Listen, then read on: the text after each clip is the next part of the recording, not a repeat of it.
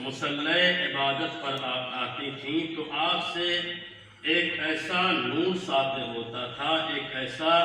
نور بلند ہوتا تھا کہ جب وہ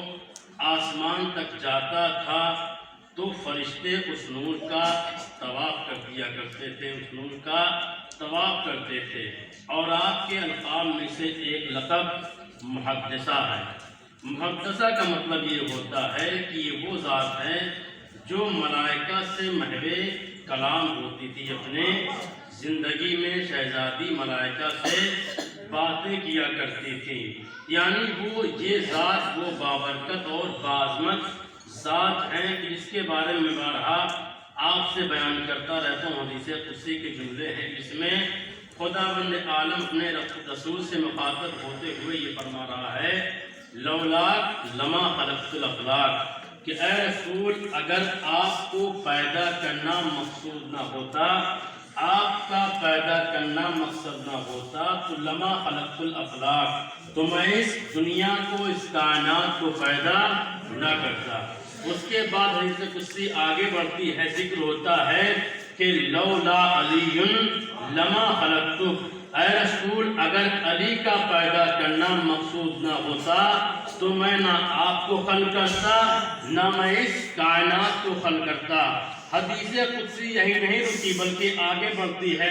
ذکر ہوتا ہے کہ لولا فاطمہ لما خلقتما، اے رسول اگر فاطمہ کا خلق کرنا اور پیدا کرنا مقصود نہ ہوتا تو میں نہ تم کو خلق کرتا، نہ میں علی کو خلق کرتا، نہ میں اس کائنات کو خلق کرتا۔ یعنی یہ آسمان ہے تو فاطمہ کا صدقہ ہے، یہ زمین ہے تو شہزادی کا صدقہ ہے، یہ دریا کی طغیانی ہے تو یہ فاطمہ کا صدقہ ہے، یہ سمندروں کی روانی ہے تو یہ فاطمہ زہرا کا صدقہ ہے۔ صلوات پڑھیں محمد اور آل محمد۔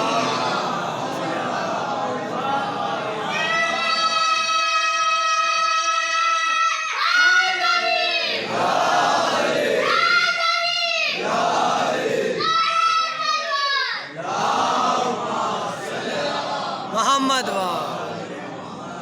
تو شہزادی کونین وہ باعظمت ذات ہیں کہ جس کے صدقے میں اللہ نے اس کائنات کو خلق کیا، تو اس کو ایک تحریک کی صورت میں اس کو بیان کرنا چاہیے اور مجلس کو برگزار کرنا چاہیے، اس کے ذریعے سے تعلیمات زہرا کو لوگوں تک اس کے ذریعے پہنچائے، اور خاص طور سے ان ایام میں شہزادی کا وہ خطبہ بیان کرنا چاہیے کہ شہزادی نے جا کر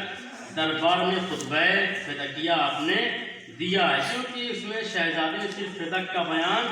نہیں کیا بلکہ اس میں جو الہی قوانین ہیں، جو احکام ہیں، ان تمام چیزوں کے فلسفے کو شہزادی نے بیان کیا۔ تو لہٰذا جب اس کے ذریعے سے لوگوں تک یہ پہنچایا جائے گا تو لوگوں کو سمجھ میں آئے گا کہ حقیقی اسلام کیا ہے، حقیقی دین کیا ہے۔ تو لہٰذا یہ ایام فاطمیہ کے تقاضا یہ ہے کہ دن خطبہ فدقیہ کو لوگوں کے سامنے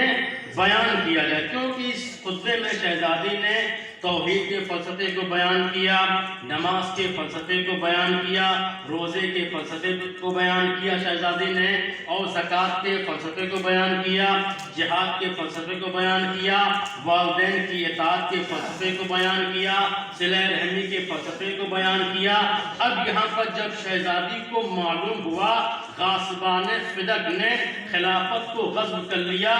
اور شہزادی کی وہ ملکیت جو فدق تھی، آپ کے کارندے وہاں پر موجود تھے، تو وہاں سے ان غاصبان فدق نے آپ کے کارندوں کو باہر کر دیا۔ اب جب یہ بات شہزادی تک جا کر پہنچ گئی، کیونکہ میں چاہتا ہوں کہ شہزادی کے دہنے اقدس سے جو کلمات ادا ہوئے ہیں بعین ہی وہی اسی کا ترجمہ آپ کے سامنے میں پیش کروں۔ صلوات پڑھیں محمد صلی اللہ علیہ وسلم۔ تو بی بی کو جب معلوم ہو گیا کہ فدق پر قبضہ کر لیا گیا ہے تو شہزادی نے ایک بلند قامت لباس پہنا، یعنی ایک بلند قامت چادر اوڑھی، اور آپ نے اپنے ہمراہ بنی ہاشم کچھ عورتوں کو ساتھ لیا اور آپ مسجد میں آگے جہاں پر تمام وقت کا خلیفہ مرون بیٹھا ہوا تھا اور وہاں پر تمام مہاجرین انصار کا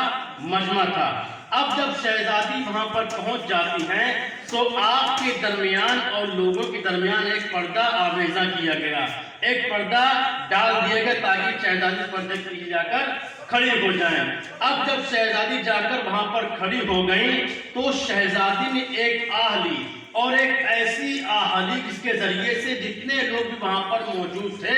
سب کے اوپر گریہ طاری ہو گیا، سب کے سب رونے لگے۔ ماحول ایسا تھا، ایسا معلوم ہو رہا تھا کہ صرف لوگ نہیں رو رہے ہیں بلکہ وہاں کے در و دیوار آپ کے ساتھ گریہ کر رہے ہیں۔ جب کافی دیر تک لوگوں نے گریہ کر لیا، جب تھوڑی دیر تک شہزادی توقف کے عالم میں رہی، یعنی شہزادی سکوت کے عالم میں کھڑی رہی۔ اب جب شہزادی نے دیکھا کہ لوگوں کا گریہ تھم چکا ہے، اب شہزادی نے بیان کرنا شروع کیا، الحمدللہ علی ما انعم، میں اس پروردگار کی تعریف کرتی ہوں کہ جس نے ہمیں تمام تر نعمات سے آراستہ فرمایا۔ اب وہ نعمت جو اللہ نے ہمیں عطا کیا ہے، اب وہ نعمت چاہے نعمت باطنی ہو اور وہ چاہے نعمت ظاہری ہو، ان نعمات کا شکریہ ادا کیا نہیں جا سکتا، کیونکہ اس لیے کہ جب بھی کوئی انسان اللہ کی نعمت کا شکریہ ادا کرتا ہے تو اس نعمت کا شکریہ ادا کرنا دوسرے نعمت کے اضافے کا سبب بن جاتا ہے۔ لَإِن شَكَرْتُمْ لَأَزِيدَنَّكُمْ، اگر تم شکرانے نعمت کرو گے تو ہم اپنی نعمت میں اضافہ کر دیں گے۔ ایسا اللہ پڑھے محمد